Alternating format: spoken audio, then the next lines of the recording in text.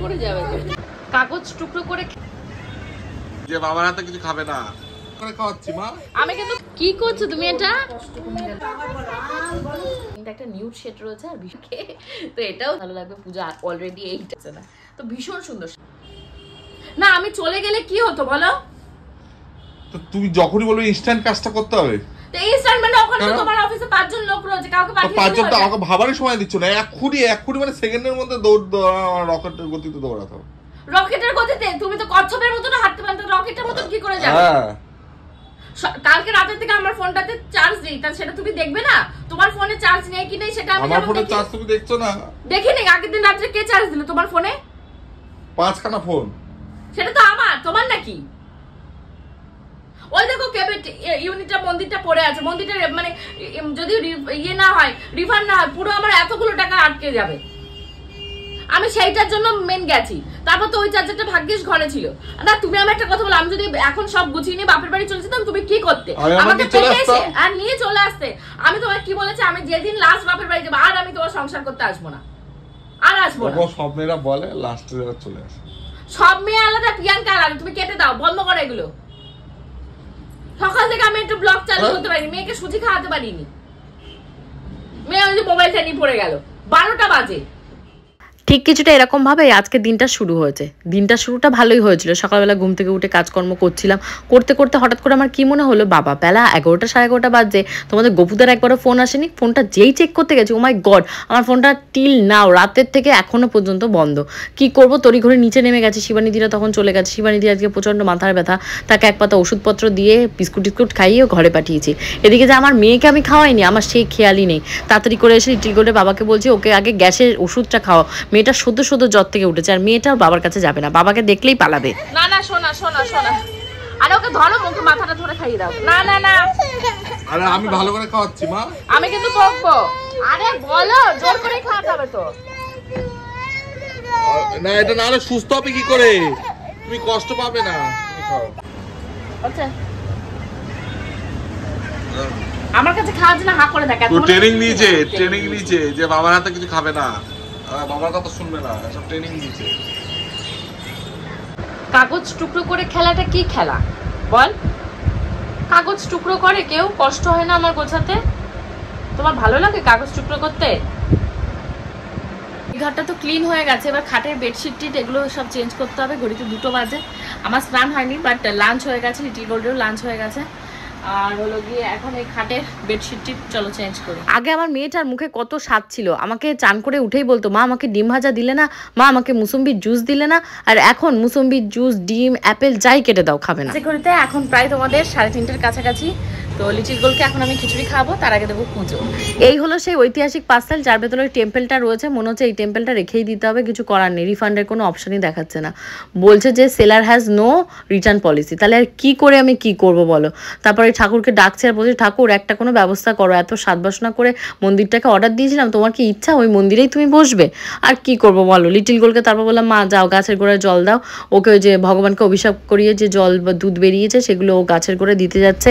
তো এরই ভেতর মা কি কি রান্না করেছে, মা সেটা ভিডিও করে পাঠিয়েছে। কারণ আজকে তো আমি বিশেষ একটা রান্নাবান্নায় যাইনি, কারণ তোমাদের গপুদাকে সকালবেলা ওই যে দেখলে না, মাছ ভাজা আর হলো কি ডাল আর হলো ইলিশ মাছ ছিল আগের, ওই দিয়ে খেতে দিয়ে দিয়েছি। আমিও ওনার সাথে বসে ওরকম কটা বাজে তখন ঘুরতে 12:30 পৌনে 1 খেয়ে নিয়েছি। দুপুরে আজকে আর খাওয়ার মুড নেই। আজকে আমার দুপুরের মেনুতে রয়েছে, দেখো প্রথমেই দেখাই ধোয়া ওঠা গরম ভাত, আর রয়েছে তোমার সিদ্ধটা, যে সিদ্ধটা আমি প্রতিদিন তোমাদের দেখাই সেই সিদ্ধটাই, গাজর, ভেন্ডি, পেঁপে, কুমড়ো, আর রয়েছে তোমার পটল। এই 4টে আমি একসঙ্গে সিদ্ধ করে কাঁচা লঙ্কা আর সর্ষের তেল দিয়ে মাখা করেছি। আর রয়েছে দেখো 2 পিস কই মাছ রান্না করেছি আজকে, যেহেতু তেল কই 2 পিসই রান্না করেছি।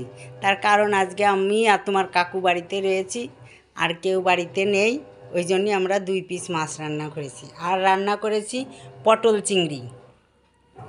পটল চিংড়িটা আমি নারকেল বাটা দিয়ে রান্না করেছি, আর নারকেল দুধ দিয়েও করা যায়, কিন্তু আমি আজকে নারকেল বাটা দিয়ে পটল চিংড়িটা করেছি। চিংড়ি মাছ দিয়ে, চিংড়ি মাছগুলো আগে ভেজে রেখে পটল, আলু, তোমার একটু পেঁপে দিয়েছি, একটু গাজর দিয়েছি, সবগুলো একসঙ্গে ভেজে নারকেল বাটা দিয়ে আর মশলাগুলো দিয়ে ধনের গুঁড়ো, জিরের গুঁড়ো, লঙ্কার গুঁড়ো, নুন, হলুদ, মিষ্টি সব দিয়ে আমি এই পটল চিংড়িটা রান্না করেছি। দেখো এর চেহারাটা কেমন হয়েছে।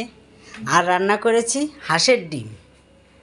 এই দেখো হাঁসের ডিম রান্না করেছি 3 পিস। 2 পিস এখন 2 জনে খাবো, আর রাতে 2 জনে তোমার ওই কই মাছটা খেলেই হয়ে যাবে। আর রয়েছে তোমার লাউ শাক। আমাদের খাবারের তালিকায় একটা সিদ্ধ আর শাক একটা প্রতিদিন প্রায় থাকবেই খাবারের মেনুতে। এই দেখো আজকে রান্না করেছি লাউ শাক। এই যে লাউ শাকটা, এই হচ্ছে আজকে আমার দুপুরের মেনু।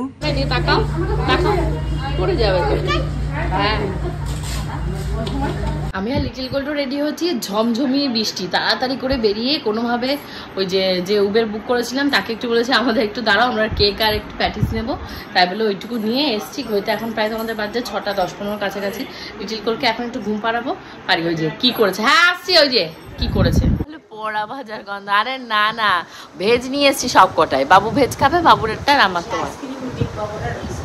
সেই আগে যা এনেছি, ডাব আইসক্রিম টিম সব রয়েছে। তোমাদের কিছু এনে দিলে খাও না।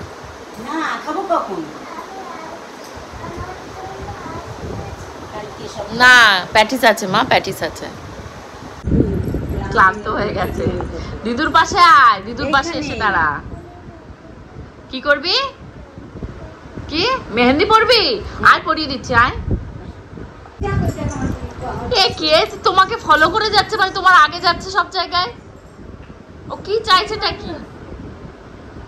এখানে এই যে পশরা সাজিয়ে বসেছি, যেটা দেখার জন্য আমিও আনচান করছিলাম এবং তোমরাও নিশ্চয়ই ওয়েট করেছিলে যে মামা মাসি কি কি গিফট পাঠিয়েছে। তো ফার্স্টেই তোমাদের গপুদার জামাটা খোলা রয়েছে।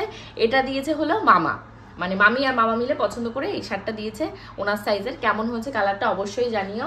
আচ্ছা এখানে রয়েছে তোমাদের লিটিল গোল্ডের ড্রেস, এটাও দিয়েছে মামি। এই কালারের ড্রেস কিন্তু লিটিল গোল্ডের নেই, বাচ্চাদের আমরা লাল হলুদ পরাতেই বেশি মানে পছন্দ করি, বাট এটা কিন্তু একটা নিউড শেড রয়েছে আর ভীষণ ভালো লাগে, আমার ভীষণ পছন্দ হয়েছে। তোমাদের কেমন লেগেছে অবশ্যই জানিও। আচ্ছা এটা দিয়েছে মামি পূজাকে, এই যে এই কালারটাও ভীষণ সুন্দর, একটা সুন্দর কালারের কুর্তি রয়েছে।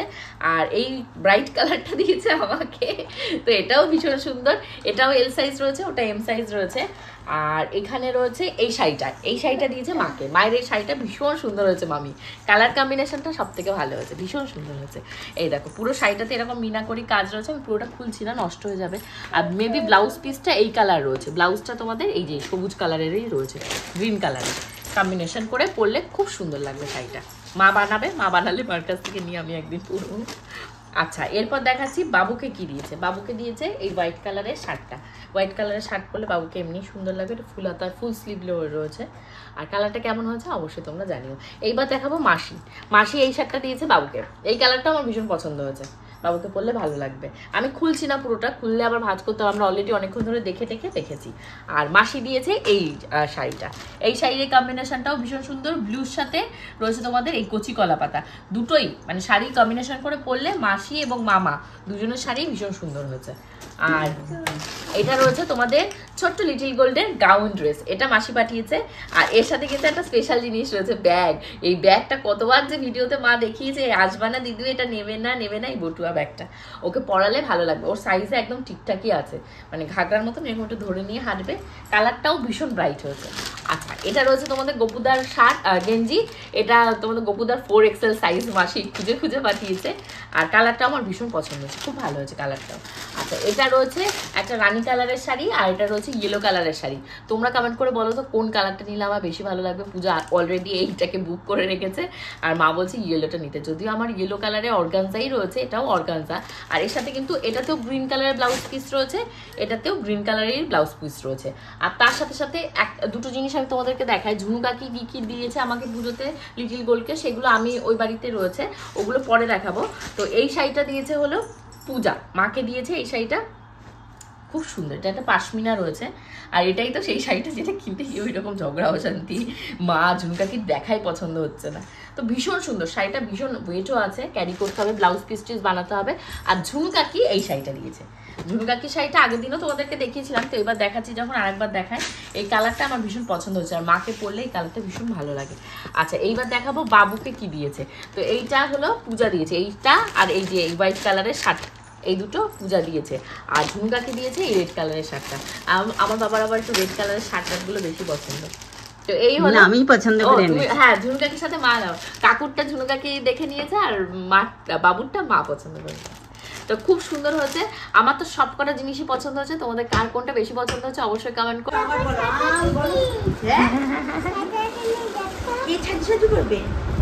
এখানে নিচে বসে বসে একটা একটা করে টুলের উপর বের করে করে দেখাও আমাদের, আর বলো কোনটা কি।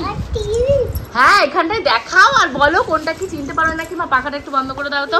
আরে টুলে বসো, টুলে বসে আমাকে দেখাও আর ঝুনুকে দেখাও। এগুলো ঝুনুকাকি সব কিনেছে, এই হলো ঝুনুকাকির ব্যাগ। আচ্ছা আর কি আছে দেখাও। বাবা ছুঁড়ে ফেলে দিল, পাটা একটু ঢেকে নাও। কি এটা? ওরে বাবা, ওরে বাবা, এটা নাকি কি? ওরে বাবা, ওরে বাবা, আর কি আছে? এটা কি?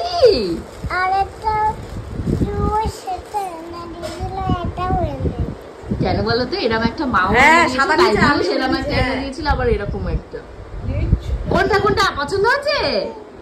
পিঙ্ক। ওরে বাবা, ওরে বাবা, সবগুলো সুন্দর হয়েছে তো। নাও দেখাও, সবাইকে দেখাও। বলো বলো বন্ধুরা সাজের জিনিস কেমন লাগলো বলো। বন্ধুরা বলো, বলো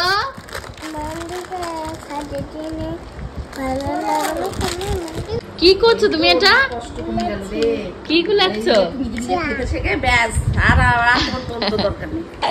এবার এখানে এখানে একা একা থাকবা না?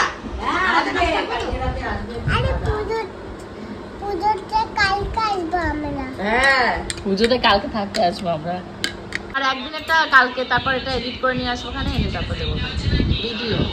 ঘড়িতে এখন তোমাদের 1:45টার কাছাকাছি, আমরা রাতে ঘুমোতে যাবো। হোপফুলি আজকে ব্লগটা ভালো লেগেছে, কালকে ব্লগ নিয়ে আসবো ঠিক দুপুর 2টোর সময়। Bye bye.